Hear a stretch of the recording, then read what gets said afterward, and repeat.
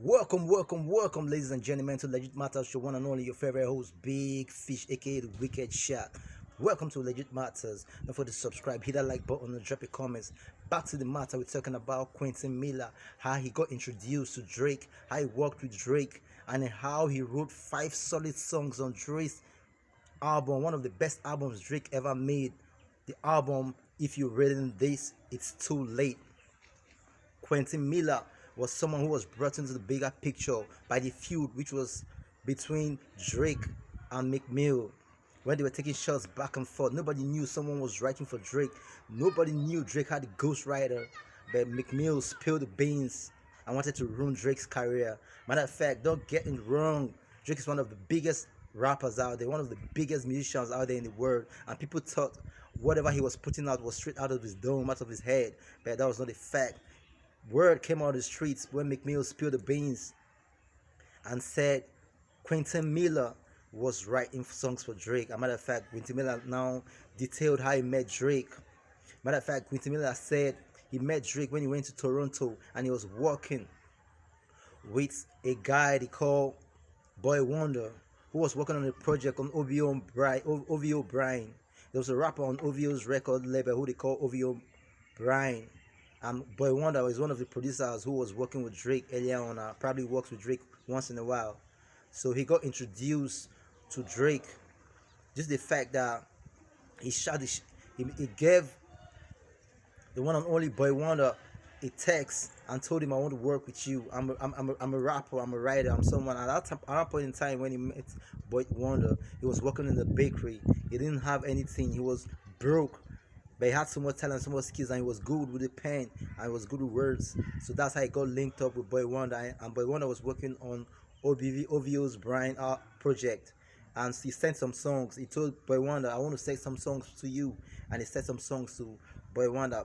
Boy Wonder now sent songs to OVO Brian. And OVO Brian was amazed with the works Quentin Miller was putting out. And word reached Drake. And Drake heard a song they called 10 Bands, which was on If You're Reading This It's Too Late. And Drake said, "Man, I've never seen someone who is so good with a pen like this, man. I'm really amazed at what you're doing. I like the way you're rapping. I like the way you put words together. I want to work with you." And that's how I started working with Drake. And was a ghostwriter. He was so happy. He was so joyous and joyful that, man, finally he had his breakthrough when he started working with Drake. And he thought Drake would give him a feature and probably make him one of the biggest rappers out there, or probably sign him to OVO, but that wasn't the case.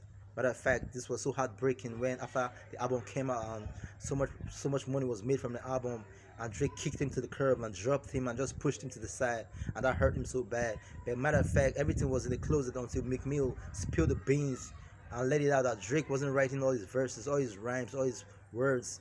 That he had a ghostwriter who they call Quentin Miller. As a matter of fact, Quentin Miller is a ghostwriter who was working with likes of the drama, the dream, and we also wrote for Big Sean and has been writing for most people. And that's how, just the fact that McMill spilled the beans, they had a misunderstanding, and Drake just dropped him off. As a matter of fact, he said the only money he got from working with Drake was $30,000. Can you imagine?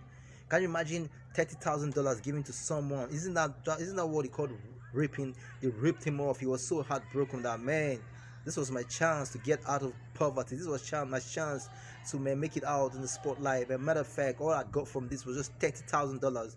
That album went to sell millions of records. That album made millions of dollars for Universal Music and Drake. As a matter of fact, he didn't get anything because he was hoping.